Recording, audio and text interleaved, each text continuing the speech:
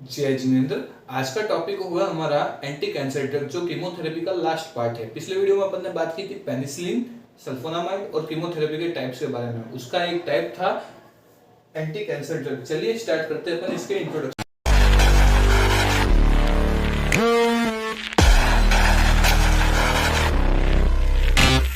चलिए स्टार्ट करते हैं अपन इसके इंट्रोडक्शन के साथ में एंटी कैंसर ड्रग। ठीक है, introduction. These drugs targeted rapidly dividing cells, which is a common characteristic of cancer. ये उन सेल्स पे एक्ट करेगा जो कैंसरियस सेल होगी, वो बार बार रैपिडली डिवाइडिंग होती रहेगी। मतलब कि 1 से 2 महीने की, 3 से 4 महीने की, 5, 6 शरीर के अंदर फैलती जाएगी। उनके ऊपर ये एक्ट करेगी। वो एक्ट कैसे करेगी, इसकी डेफिनेशन स्टार्ट करते हैं। डेफिनेशन, ये एंटी कैंसर ड्रग है। ऐसी ड्रग्स एंटी कैंसर ड्रग, इसको मैंने शॉर्ट में लिखा है, ये एंटी कैंसर ड्रग है। Okay, anti cancer drugs are the medication used to treat cancer. Anti cancer जो मेडिकेशन है वो कैंसर को ट्रीट करने के लिए यूज में लेते हैं। By inhibiting the growth of cancerous cells और डिस्ट्रॉइंग देम और किलिंग देम। ठीक है, जो एंटी कैंसर ड्रग्स जो मेडिकेशंस है वो ट्रीट करेगी पेशेंट को by inhibiting the growth of cancerous cell. मतलब कैंसरियस सेल की ग्रोथ है उनको धीरे करेगी, या तो उन सेल्स को मार देगी या डिस्ट्रॉय कर देगी। ठीक है, ये डेफिनेशन। फिर आया इसका क्लासिफिकेशन। क्लासिफिकेशन इसके कई टाइप्स के हैं, कुछ के अपन नाम पढ़ते हैं। जैसे एल्कलाइटिंग एजेंट, अगर आपको जैसे इनको प्रोनाउंसिएशन करने में दिक्कत होती है तो आप इसको ऐसे लिखिए, साइक्लोफोस्फामाइड। ये क्या बना, साइक्लोफोस्फामाइड। फिर है एंटी मेटाबोलाइट्स। एंटी मेटाबोलाइट्स के अंदर क्या हो गया, मिथोट्रेक्सेट। क्या बना ये, मिथोट्रेक्सेट, पूरा कंप्लीट वर्ड के साथ में मिथोट्रेक्सेट। फिर आता है माइटोटिक इनहिबिटर, विनक्रिस्टलिन। ठीक है, ये आ गया आपका विन, ये आ गया क्रिस्टलिन। प्रोनाउंसिएशन बहुत इजी हो जाता है इससे, अगर आप वर्ड को तोड़ देते हैं तो 2 पार्ट में, 3 पार्ट में, एज पर योर चॉइस।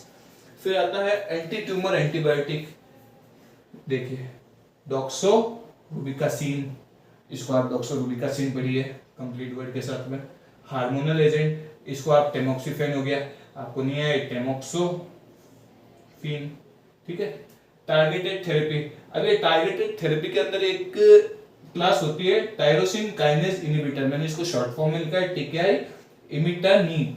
इसको ऐसे प्रोनाउंस करते हैं, इमिटानीब। ठीक है, फिर आया इम्यूनोथेरेपी। इम्यूनोथेरेपी के अंदर मोस्टली ये वाइडली यूज में होती है। इम्यूनोथेरेपी कब देते हैं अपन पेशेंट को, इम्यूनोथेरेपी अपन पेशेंट को जब देंगे जब उसका इम्यून सिस्टम वीक होगा। इसको बायोलॉजिकल थेरेपी भी बोलते हैं अपन। इसको प्रोनाउंसिएशन कर, इसका सिंबल है एन निवोलुमाब, इसको ऐसे प्रोनाउंस करते हैं। और फिर लास्ट में मिससेलेनियस एजेंट, एस्पाराजिनेस, ये आपके इधर आ गया डिवाइड, एस्पाराजिनेस। ये हुआ इसका क्लासिफिकेशन। चलिए अब बात करते हैं मैकेनिज्म ऑफ एक्शन या मोड ऑफ एक्शन। ठीक है, ये सबसे पहले आया आपका एमओए। फिर अपन बात करेंगे मेथोट्रेक्सेट की, मोड ऑफ एक्शन इसका बात करेंगे। मेथोट्रेक्सेट क्या हुआ, मेथोट्रेक्सेट अपन ने पेशेंट को दी, वो इनहिबिट करेगी डीएचआरएफ एंजाइम को। ठीक है, डीएचआरएफ एंजाइम क्या है, डाइहाइड्रोफोलेट रिडक्टेज एंजाइम। ठीक है, फिर आया ये डिक्रीज करेगा टीएचएफ के सिंथेसिस को, टेट्राहाइड्रोफोलेट सिंथेसिस। ठीक है, ये इसकी फुल फॉर्म हो गई टीएचएफ की, ये डीएचआरएफ की हो गई। फिर इसके बाद में ये डिक्रीज करेगा डीएनए और आरएनए सिंथेसिस को। ठीक है, फिर सेल डिवीजन को ये डिक्रीज कर देगा। जो कैंसरस सेल जो धीरे धीरे बॉडी के अंदर बढ़ती जा रही थी उसको ये सेल डिवीजन को ये डिक्रीज कर देगा, और लास्ट कैंसर सेल्स की डेथ हो जाएगी। ये है इसका मैकेनिज्म ऑफ एक्शन। ठीक है, एक बार मैं आपको फिर बता देता हूँ। पेशेंट को अपन ने दी methotrexate medication, anti cancer drug. उसने इनहिबिट किया डीएचआरएफ एंजाइम को। डीएचआरएफ एंजाइम क्या है, डाइहाइड्रोफोलेट रिडक्टेज एंजाइम। फिर बाद में उसने डिक्रीज किया टीएचएफ सिंथेसिस। टीएचएफ क्या है, टेट्राहाइड्रोफोलेट सिंथेसिस। ठीक है, फिर उसने क्या किया, डीएनए आरएनए सिंथेसिस को डिक्रीज किया।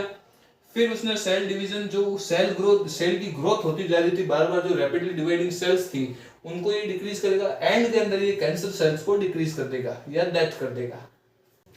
अब बात करते हैं इसके एब्जॉर्बेशन की। एब्जॉर्बेशन की बात हम उसी की करेंगे जो अपन ने पिछली बार मैकेनिज्म ऑफ एक्शन देखा था मेथोट्रेक्सेट का।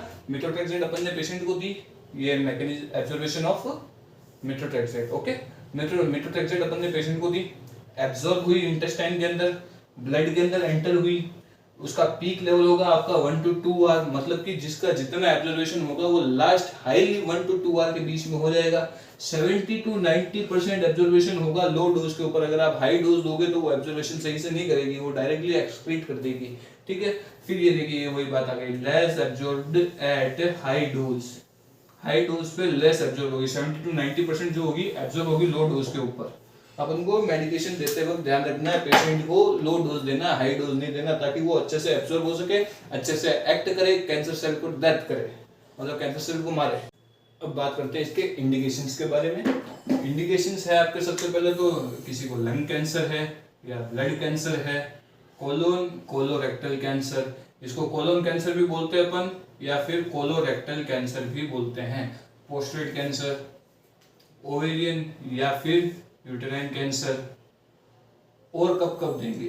To relieve pain in last stage of cancer, जब पेन को रिलीव करेंगे अपन जब वो कैंसर की लास्ट स्टेज पे हो, या फिर अपन तब देंगे आफ्टर सर्जरी, ताकि उसको स्टॉप कर सके कि कैंसर वापस ना हो, to stop the cancer from coming back after surgery, ठीक है। फिर बात करते हैं इसके कॉन्ट्राइंडिकेशन के बाद में। कॉन्ट्राइंडिकेशन है आपके सबसे पहले तो प्रेग्नेंट लेडी या फिर lactating woman, liver kidney disease, किसी को लीवर किडनी डिजीज हो, एनीमिया, किसी के शरीर में खून की कमी हो और आप उसी को एंटी कैंसर ड्रग दे रहे हो सेल्स मारने के लिए, तो वो उसके लिए दिक्कत करेगी। Hypersensitivity to these reactions, मतलब उसको कोई एलर्जिक रिएक्शन हो, ठीक है।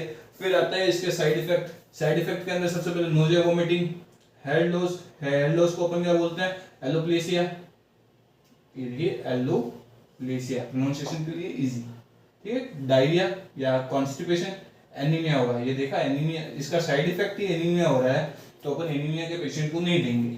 वीकनेस या डेजीनेस कह दो, डेजीनेस हो गया। लंग, लीवर, किडनी प्रॉब्लम जिसको भी हो अपन नहीं देंगे कॉन्ट्राइंडिकेशन के हिसाब से, क्योंकि ये भी शायद कॉज कर सकती है। ये रहा अपना पूरा एंटी कैंसर ड्रग्स। और नर्सिंग रेस्पॉन्सिबिलिटी अपन का दिमाग उसी टाइम चलता है, मेरे हिसाब से तो एक्सप्लेन करने की जरूरत भी नहीं है।